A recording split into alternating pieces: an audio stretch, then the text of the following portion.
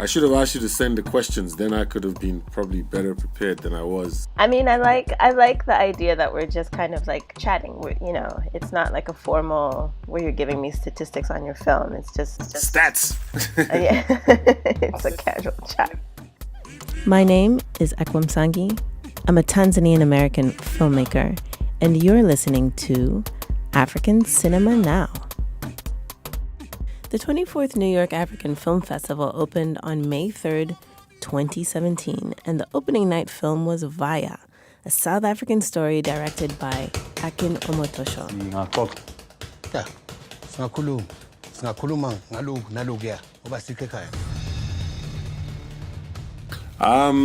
It's been a pretty amazing ride, because when you think about it, we started working on the film about 8 years. I mean, before we shot it, it was an 8-year process. A process that sort of started very organically. So I guess when I think back to sort of the early days of like just visiting, because it came out of something called the Homeless Writers Project that was run by my two co-producers and co-writers, Robbie Thorpe, Harriet Perlman. And what started as a place where people from the streets came to sort of share stories developed into this project that then became the story of the lives of these 4 gentlemen who also co-wrote the script. The story is about 3 strangers on a train traveling from the coastal province of KwaZulu-Natal to Johannesburg, bound by interlocking destinies. While each character is appointed with their own task to complete, their separate quests intertwine in a series of gripping narratives. Nkulu is charged with retrieving his father's remains from the capital for burial, but is unaware that a whole other set of relatives have their own plans. Zanele, chaperoning a young girl en route to reuniting with her singer mother, is given an exciting offer to appear on a television show that may be more than what meets the eye. And Nhlanhla, excited by the prospect of getting rich quick, gets caught up in criminal activity. As they struggle for survival, they attempt to hold steadfastly to their integrity and dignity in a city in which they hope to find protection and solace. When I think back to like even now talking to you or being in New York showing the film there, when I remember those early days where it was like they met once a week, not knowing what this was going to become, and then to come this far with everything that has happened to the film, it's just it's a really, really, really fulfilling process.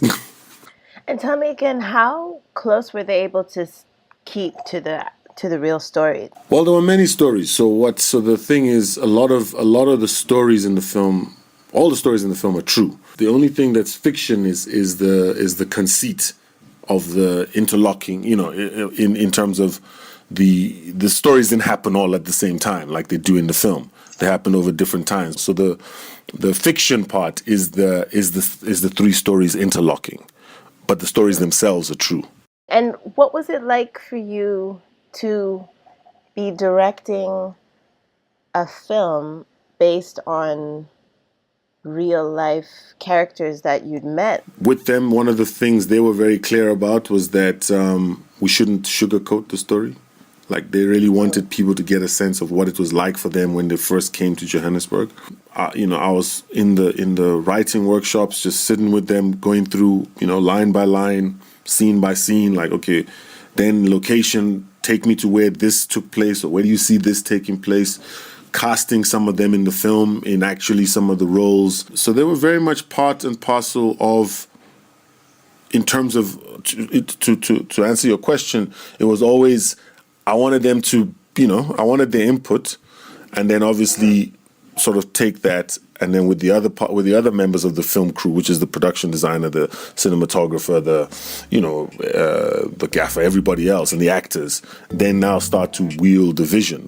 In the U.S., one often talks about cultural differences between, say, Boston and New York. How early or late the stores close, people's attitudes towards non-Americans or towards Americans from the city. But I don't often think of those discomforts as being life-threatening. They're just discomforts, adjustments. Aside from Vaya, there were several gorgeous films in the festival that looked at the challenges of immigration, even when it's within one's own country. the movement of people from one place that they know and recognize to somewhere foreign. I wanted to know what Akin thought about that, given that he himself was an immigrant to South Africa. Well, there are two sides. There's a couple of sides to the story. So my late mom is from the West Indies, and my dad is Nigerian. So even that sort of like coming from, my mom lived, in Nigeria for a while. So this idea of even while you're at home, so you go from Nigeria to the West Indies, and you see, an aspect of your heritage. So from a very early age, the idea of movement and how it affected, our family was very clear. Like, your grandparents, my grandparents, who've also passed on now, but, they lived in London. So they were part of the West Indian community in London. So when you went to London, you were in this West Indian community. Then there was the Nigerian community. Then you go back to Nigeria, or you go back to Barbados or whatever. So, so I think coming to South Africa, when I came when I was 17. And that time is also a very tricky time, just in terms of youth and so on. But not as traumatic. Definitely a different set of circumstances. But you're still coming. Right. You're still coming somewhere else, and getting used to a place and trying to understand how it goes and what goes on there. So I think in a way, yeah, I can definitely empathize with the characters and that sort of narrative of being, but I don't, what I mean? Like it's a question of everybody moves for opportunity, so in my case, my father got a job here and he moved the family, so that was it. It wasn't, he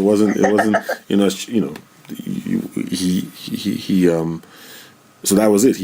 We came home from boarding school one day, and my late mom said, "Look, your dad has got this job at the University of the Western Cape. We're moving to Cape Town."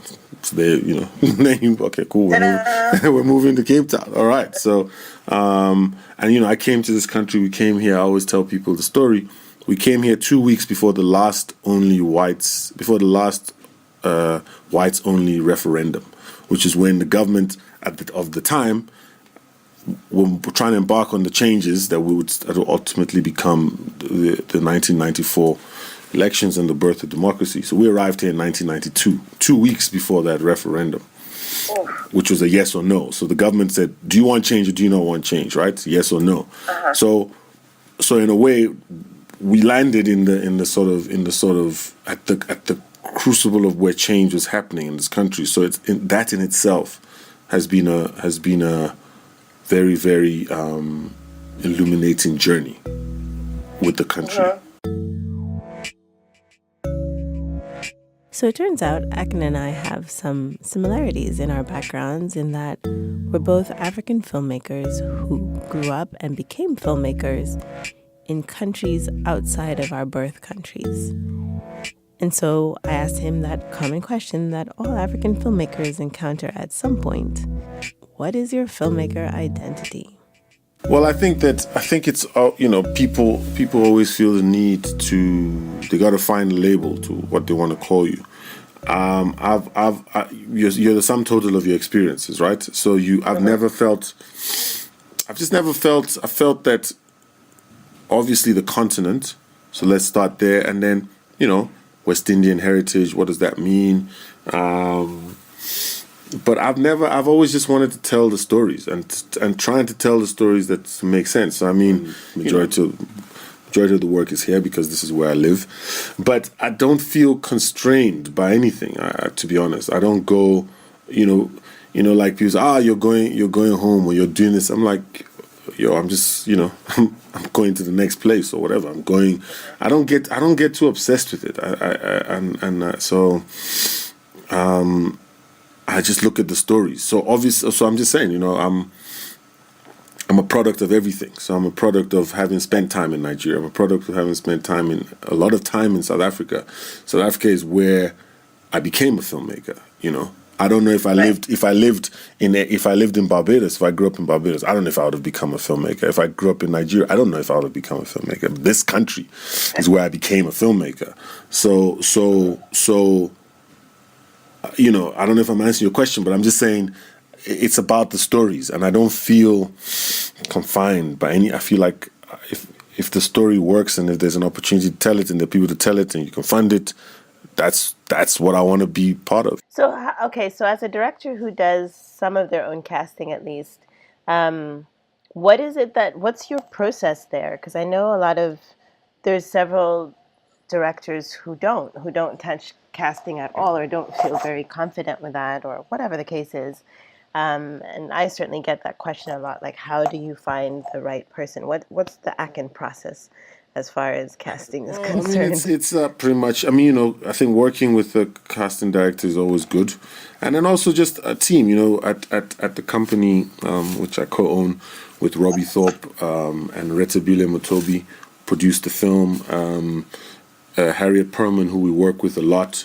It's a real. I'm a big believer in the collaboration, and then also just you always try to, as much as I'm sure you do the same thing, or maybe you don't. Is that you're always trying to be aware of what's out there, who's doing what, watching the films, seeing who is interesting. Sometimes people recommend people to you, like, hey, you should see this person, or I go watch plays, and you see something like, wow, that she's interesting, or like, wow, he's, what I mean. Maybe if we find something, so.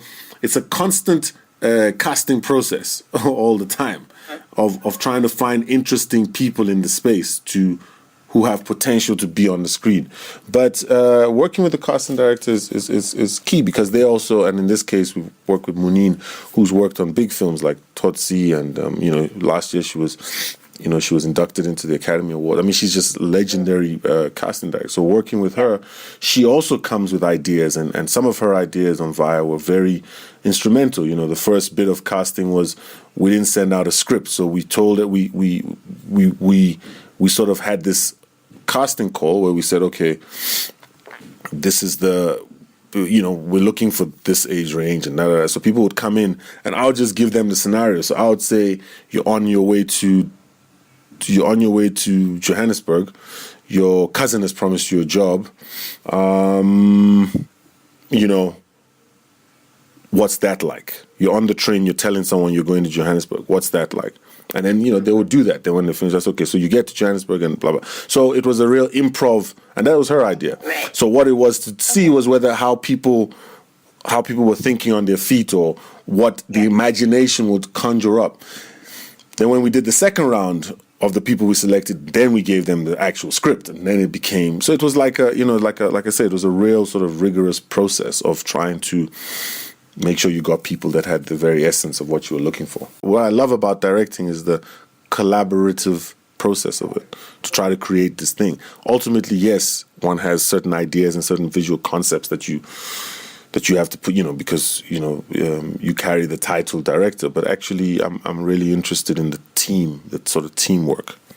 And is that something, trusting your feeling, trusting your instinct, is that something that you have had to learn to do, or is that something that's just kind of always come naturally to you?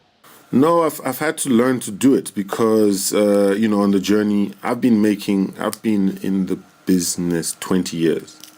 Okay. So yes. you crash and burn, you get up again, all that stuff. So it has been a process of trying to, if you talk about casting, just trying to understand it better, trying to get a proper process method. In the beginning when you're starting out, it's just, you're using, you know what I mean? Like I'm just saying, like, it has been a journey of learning to trust, and still having some doubts, but that you got to learn to trust and have the feeling, try and trust your instinct and cultivate that instinct. So you got to cultivate that muscle that allows you to trust that you're the first audience. So if I'm, and I've heard other directors say, like, if I'm not laughing, then how do I expect everyone else to laugh? If I'm not crying, how do I expect everyone else to cry?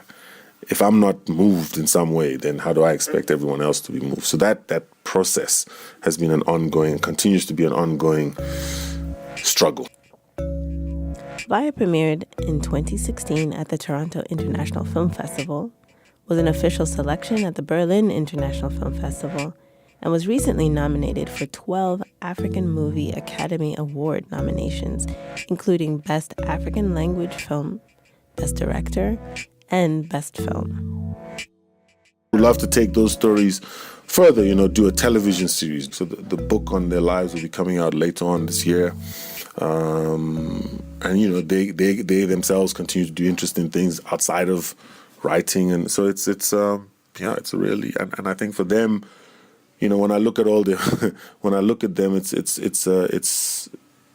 took, all of them will tell you it took long, but now there's a real appreciation of the fact that you feel it more. Like even their nominations for, they won, all the writers. All we won best screenplay at the Africa Magic Viewer Choice Awards a few months ago. So to be nominated again in the AMAs, the African Movie Academy Awards, you know what I mean? Like it's all hard work, sort of pays off.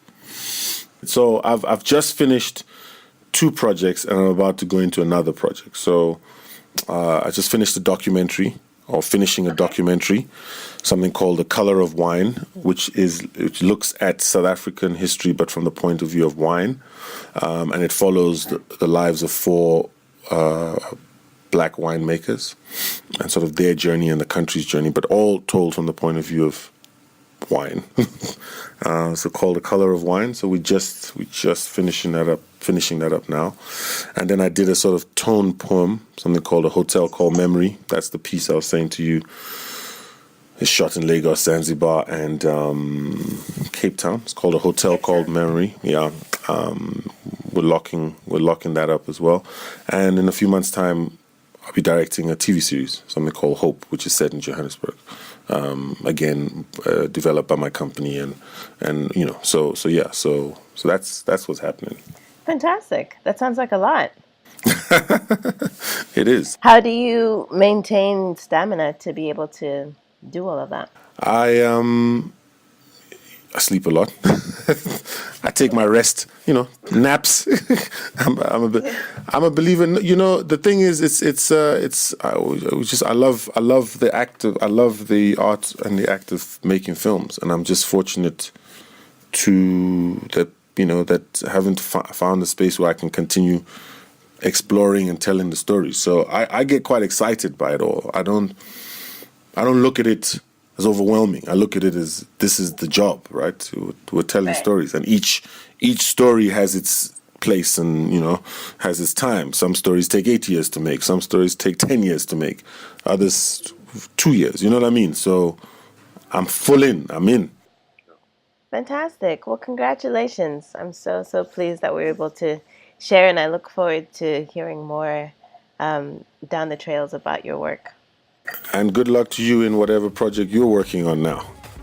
The film Vaya is hot on the festival trail and is set to release in South Africa in October of 2017. You can find out more about the film and where you can watch it by following them on their Facebook page, Vaya the Film. Thank you for tuning in to this episode of African Cinema Now. Make sure to send me your comments and your questions. I would love to hear from you. My email address is ekwa@africancinemanow.com. I'll make sure to leave that in the notes. Also, while you're there, make sure to sign up for our newsletter so that you don't miss out on any of the episodes, on any of the fantastic filmmakers that we have coming up in the rest of our season. We don't want you to miss out. Not only will we be interviewing some of the brightest creative minds from the continent and the diaspora, but we'll also have tips on upcoming films, where they're going to be showing, where you can find them, special treats, and tidbits from all of the artwork coming out. So stay tuned, plug in, don't miss it. Stay with us. African Cinema is now. You can find us on SoundCloud, on our website, and all of our social media outlets. Make sure to leave us some reviews. Give us 5 stars. Give us a review. Get engaged. We want to hear what you have to say.